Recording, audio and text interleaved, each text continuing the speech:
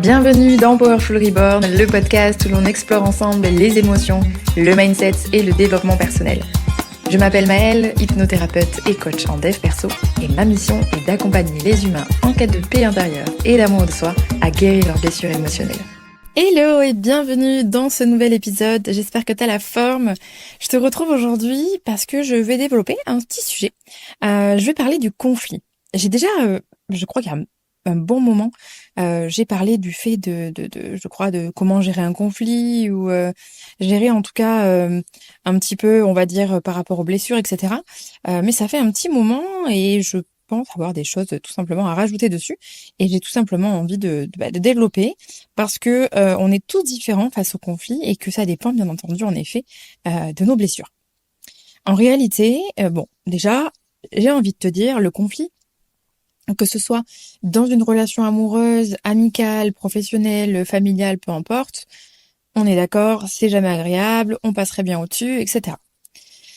Sauf qu'en fait, par rapport à tes blessures, à tes patterns, à tes schémas, il est probable que tu vives les choses différemment de la personne en face de toi et que ça puisse en créer en fait davantage de friction, davantage de choses que tu peux tout simplement apprendre à gérer différemment. Déjà, soyons clairs sur le principe. Un conflit n'est pas un danger. Un conflit, une friction, c'est quelque chose qui permet de faire évoluer une relation, qui permet de faire grandir, de faire bouger tout simplement un lien. Bien entendu, quand c'est constructif et que les deux personnes vont apprendre à s'exprimer d'un espace sain et surtout d'un espace où il y a une forme de maturité émotionnelle. Parce que si tu restes coincé effectivement dans tes insécurités, dans tes blessures, le conflit peut être tout simplement quelque chose de toxique, quelque chose qui ne mène à rien, un combat d'ego et au final, tu ne t'en sors absolument pas. Déjà, j'ai envie de dire, c'est important de reconnaître dans une situation, peu importe ce qui se passe, que chacun a un point de vue différent. Chacun a une expérience différente et chacun va l'interpréter de manière différente. Et partant de ce principe déjà, j'ai envie de dire, et pourtant c'est quelque chose qui m'a coûté dans le passé, j'ai envie de dire, on a tous raison. Et ça, c'est quelque chose qui peut te faire vachement shifter en fait, qui peut te faire changer ta vision dans les conflits, les incompréhensions, etc. Parce que c'est réel. C'est-à-dire que quand tu regardes autour de toi et que par exemple, une ou un ami t'explique une situation, dans sa réalité, par rapport à son interprétation, par rapport à ce qu'il ou elle a ressenti, par rapport à ses blessures, il ou elle a raison.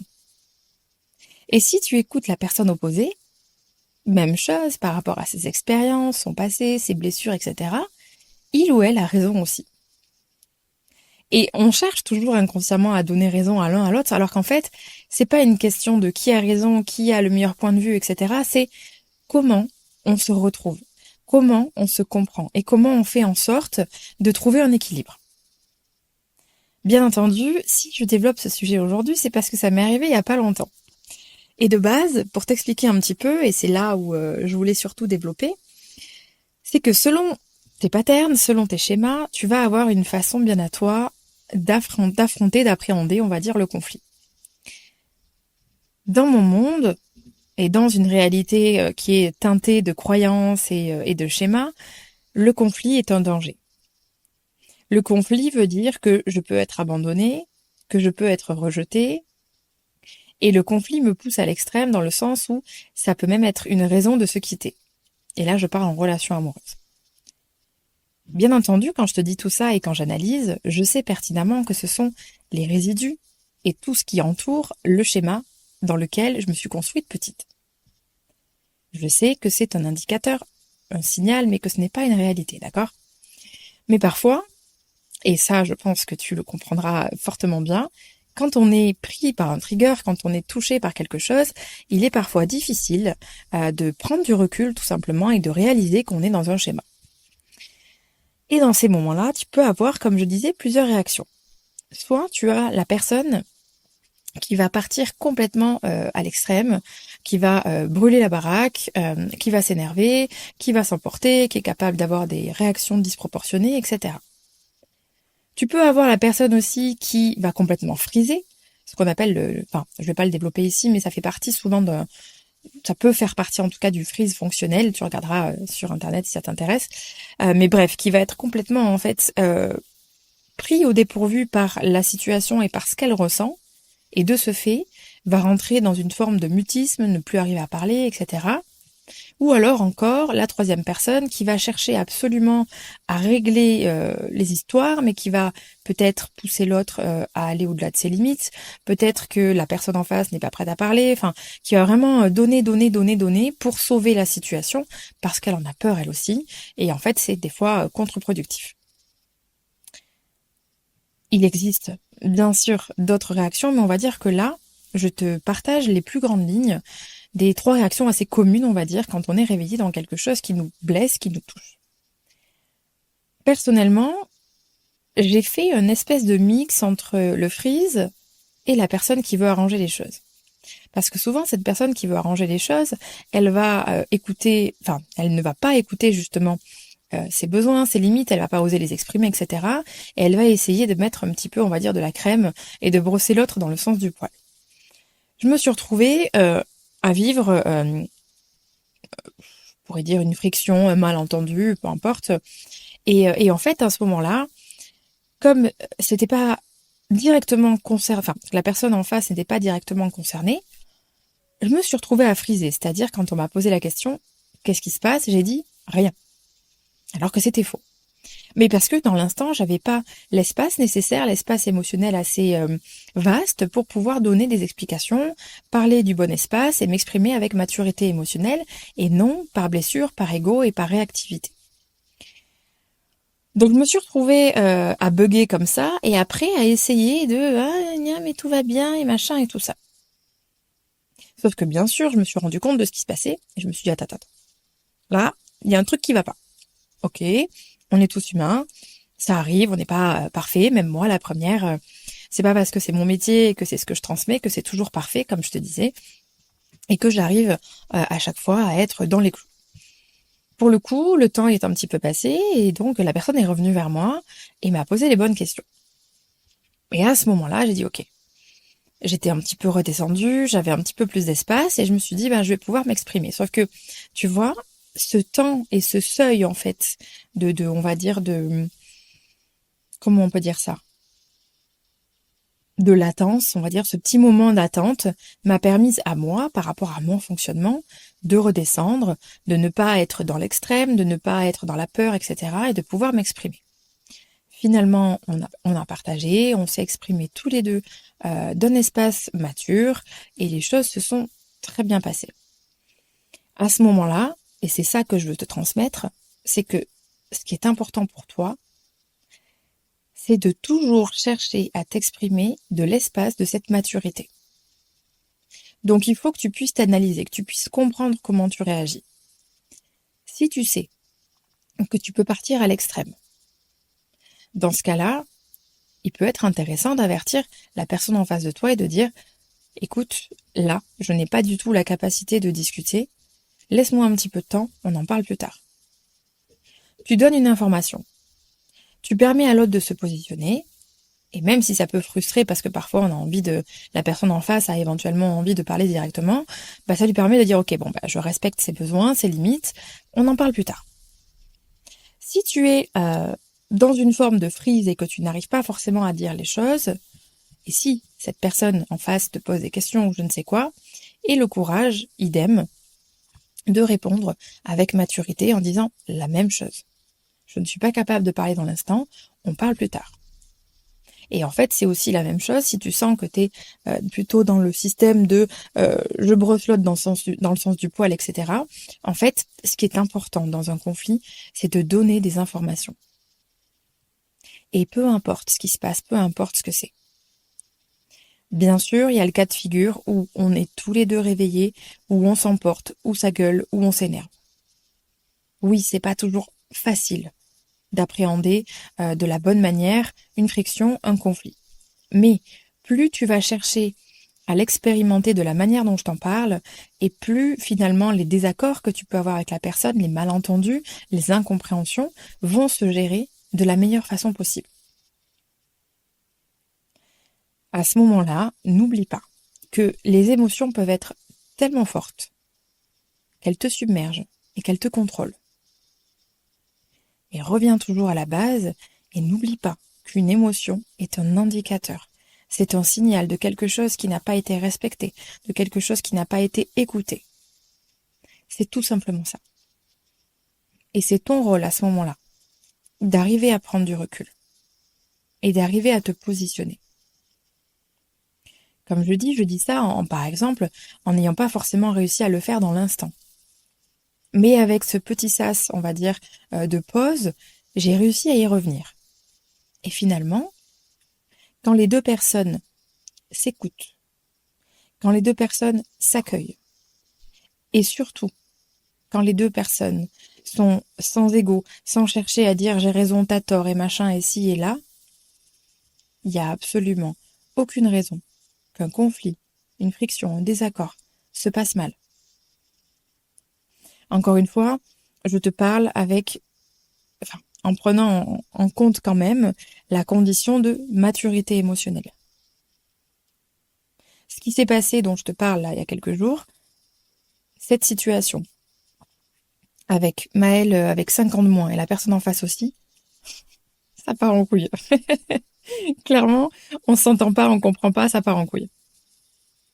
Mais avec le temps, avec l'âge, avec l'expérience, bon l'âge pas forcément, mais l'expérience et tout le travail que tu peux faire sur toi, au bout d'un moment, on arrive à avoir cette maturité, un minimum, pour pouvoir s'exprimer. Et j'ai envie de dire, c'est aussi le premier pas, parce qu'une fois que tu débutes ces petits détails-là, ces petites choses-là, tu vas continuer derrière de faire évoluer tout ça.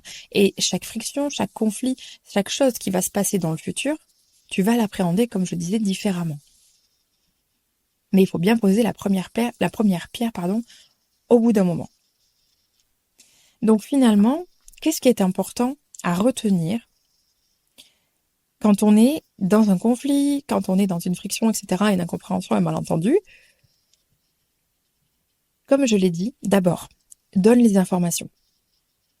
Ensuite, la chose importante, c'est de ne pas parler sous l'effet de l'émotion. Parce que l'émotion va aussi te faire rentrer dans l'ego et tu vas rentrer en protection, donc tu vas te défendre et possiblement attaquer l'autre. Et c'est pas en disant tu as fait ça, tu ci, tu là, que les choses se règlent. Donc, premièrement, on donne les informations. Est-ce que je suis capable de parler ou non? Est-ce que j'ai la capacité émotionnelle ou pas? Ensuite, je réalise effectivement si j'ai cet espace émotionnel ou non. Parce que mon but est de m'exprimer d'un espace sain et mature, et non d'un espace émotionnel et égotique. Et de blessures également.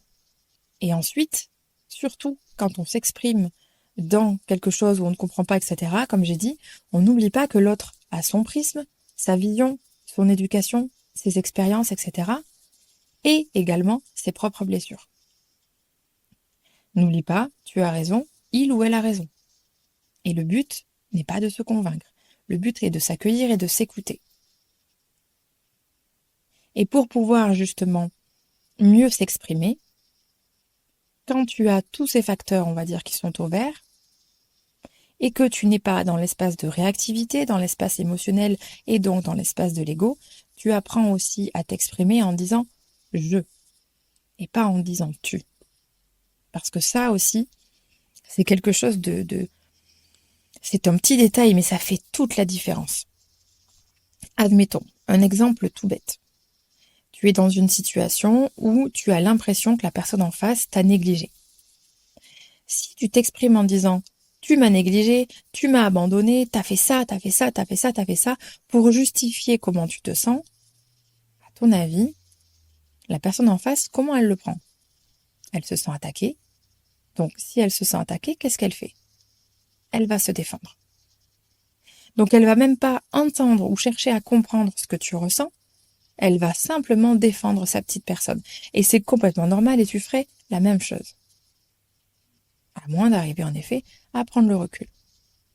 En revanche, si tu t'exprimes dans la même situation en disant « bah tu vois, cette situation, je me suis sentie non considérée, je me suis sentie abandonnée, etc.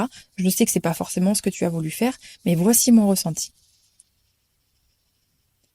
À aucun moment, la personne en face est attaquée. À aucun moment, tu lui reproches son comportement ou je ne sais quoi. Tu exprimes tout simplement ce que toi, tu as ressenti dans cette situation. Donc obligatoirement, la personne en face, qu'est-ce qu'elle reçoit comme information? Il ou elle ne s'est pas senti bien, il ou elle a eu ci, a eu ça, etc., blablabla. Oui, bien sûr que la conséquence, c'est qu'il y a eu ce comportement.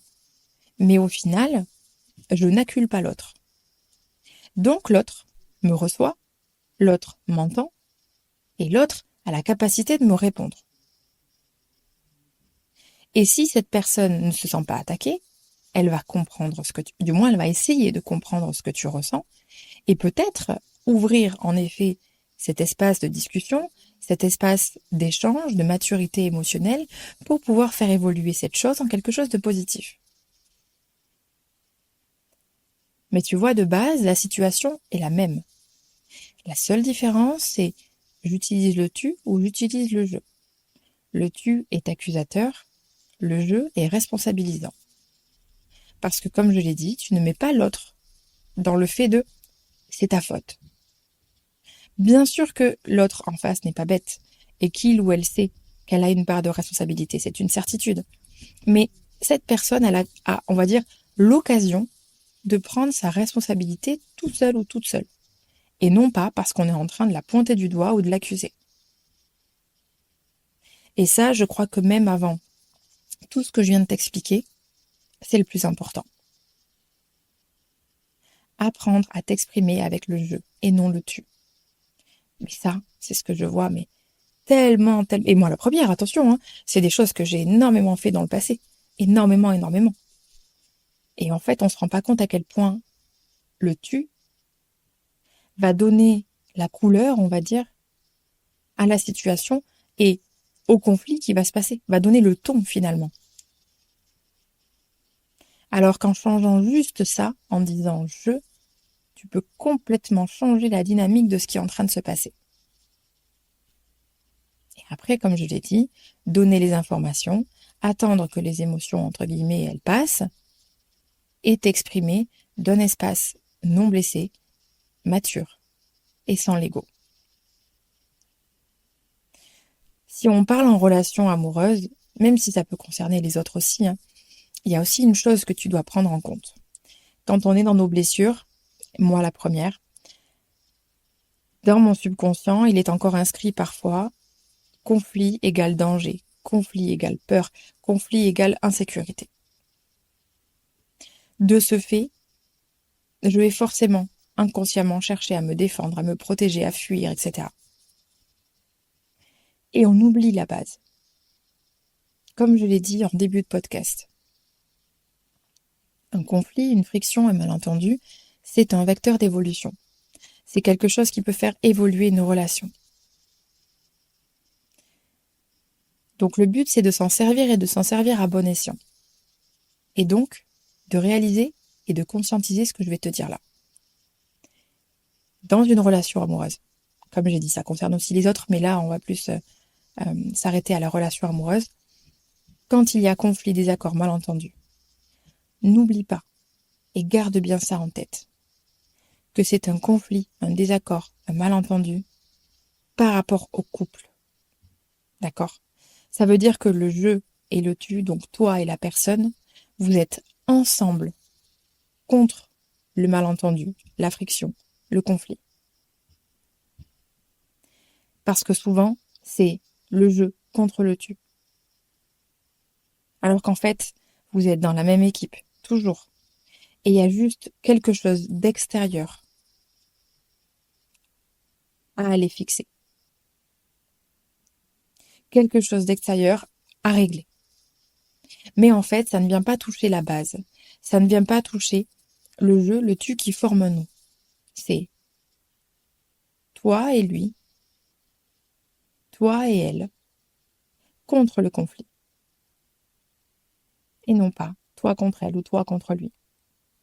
Et ça, c'est un truc aussi qu'on oublie enfin, qu'on comprend même pas dont on n'a même pas conscience en général. Parce qu'en général, on prend tout très personnellement, mais n'oublions pas que la relation est une entité à part entière. Le nous est quelque chose qui est créé par le je et le tu. Mais le je et le tu n'est pas le nous. Et pourtant, le je et le tu est le nous. Je vais complètement te perdre. 1 plus 1 égale 11. Clairement. Ce que je veux dire par là, c'est qu'il faut pas oublier, en fait, que on crée ce nous. Mais le nous est quelque chose, en effet, qui est substantiel, ça n'existe pas vraiment. C'est quelque chose qui est créé, mais qui n'est pas, il y a pas de comment dire, c'est pas une personne, c'est une entité. Et garde toujours en tête qu'avec ton ou ta partenaire, tout ce que vous allez faire, tout ce que vous allez partager, c'est toujours vous pour le couple, vous contre le conflit, vous pour ci, vous contre ça. Et le but, c'est de toujours chercher à se sécuriser et à ne jamais oublier que la base n'est pas touchée parce qu'il y a un conflit. La base n'est pas touchée parce qu'il y a un malentendu. Et c'est aussi pour ça, très souvent, qu'on tombe dans nos insécurités. Comme j'ai dit moi la première, comme dans mon inconscient, il est écrit conflit égale danger, j'ai toujours eu la fâcheuse impression que la base est remise en question. Mais pas du tout. Quand la base est solide, c'est quelque chose qui est à l'extérieur, qui a besoin d'être réglé, tout simplement. Et comme je l'ai dit, avec maturité émotionnelle, intelligence émotionnelle également, prise de recul, information et la bonne communication, un conflit devient juste un vecteur d'évolution. Et est tout simplement finalement un vecteur d'évolution. Et je pense que c'est important soit de le comprendre si tu n'avais pas forcément cette vision, soit de t'en souvenir. Vraiment, c'est tous ces petits détails mis bout à bout qui vont te permettre de ne plus jamais vivre les conflits, les malentendus, les frictions de la même façon. Parce que clairement, c'est ça.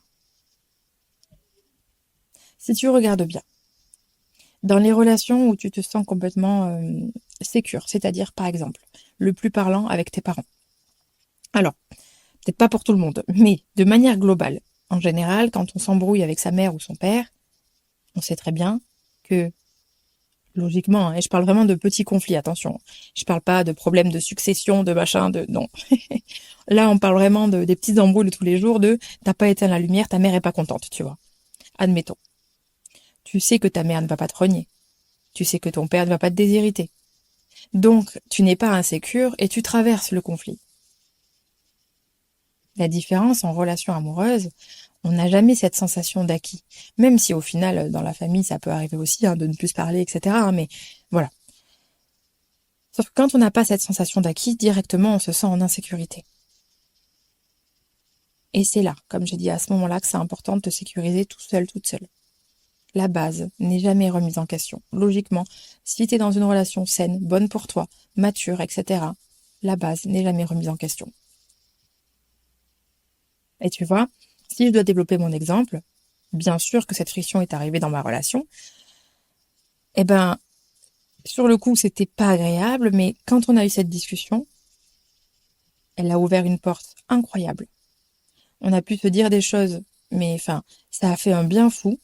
Il a compris mon point de vue, ce que je ressens, etc. J'ai compris de son côté aussi. On s'est donné les bonnes informations, on a partagé, ça s'est très bien passé. Et derrière, mais le niveau de paix est incroyable. Donc tu vois, c'est aussi comme ça qu'on réencode son système nerveux, qu'on réencode son inconscient. En faisant vivre finalement des choses nouvelles à ton système nerveux, des choses nouvelles à ton inconscient. Moi, à ce moment-là, même si j'ai travaillé dessus déjà, bien sûr, mais j'ai continué de réencoder et de dire et de donner, on va dire, la preuve à mon cerveau. Regarde, conflit égale évolution. Conflit n'est pas égal à rupture. Et c'est comme ça aussi. Quand je parle très très très souvent d'expérimentation, c'est comme ça qu'on réencode des schémas. Bon. là c'est pas le sujet du jour.